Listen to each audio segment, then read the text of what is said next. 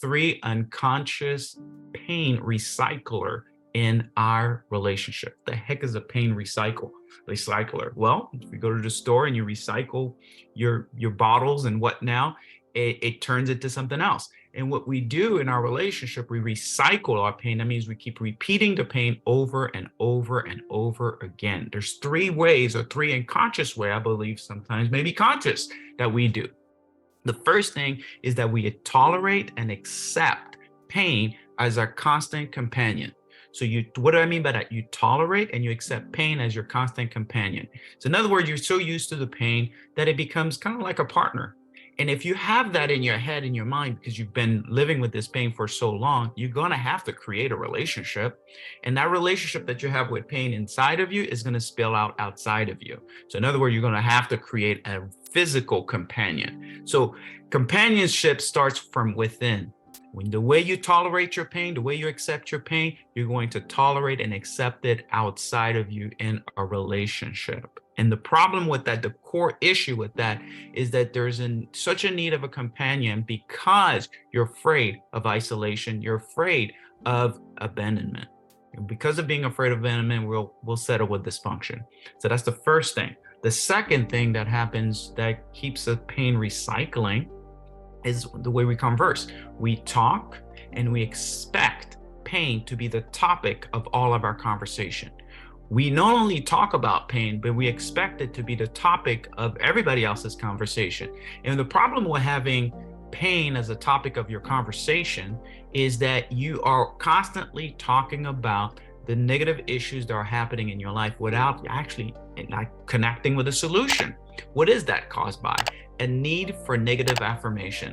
When you need affirmation and validation of your pain, you're going to need a community of people to reflect. I call it almost like a negative echo chamber. So you could hear yourself and you could see it in other people, and you're looking for compassion in a wrong way.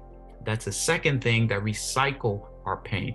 The third thing that recycle our pain is actually, this is a dangerous one, is transferring and projecting our pain by condemnation. So you transfer and you project your pain by condemnation. And now what does that mean? Well, when you're in pain, right, and you're not healing that pain, you're subconsciously already transferring it.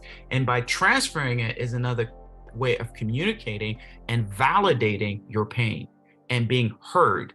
So if I hurt people, then I'm actually, in a sense, they hurt me. They know how I feel, right? You know how we hurt people? It's like, I hurt you. So now you know how I feel. We say that. We do that subconsciously as well by the way we talk about our pain, to project our pain, and we transfer our pain. And that's another way. And that's the problem with that is we become a virus, a contagious virus, and we spray our misery. All right. And it's all consciously, and other people do that too, to us, and we do it to others. So again, getting you to the solution. Okay, the very first thing we want to do is you want to examine the toxic companion inside of you and outside of you. So we need to examine the toxic companion, and we only need to examine the toxic companion, we need to also extract them. So how do you examine? You need to be truthful about who's around you. You need to also be truthful with the pain. It's like, well, Mickey, how do I find out who's my constant companion? It's easy.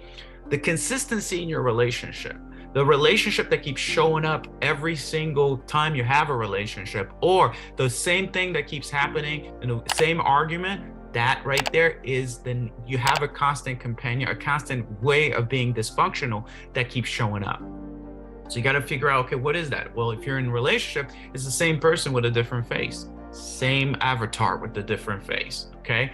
So we got to examine that, and we got to extract that. We got to get rid of that. You got to exit that, evict people out of your life, right? Okay. The second thing we need to do is we need to embrace,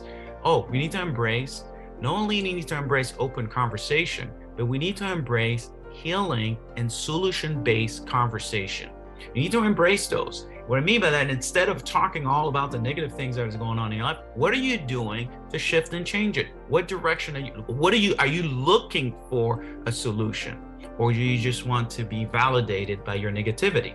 So if you're looking for a solution, you want to talk about the solution, that means you have to engage in the solution. You have to reflect on these conversations that you're having inside. You got to look for that healing as well.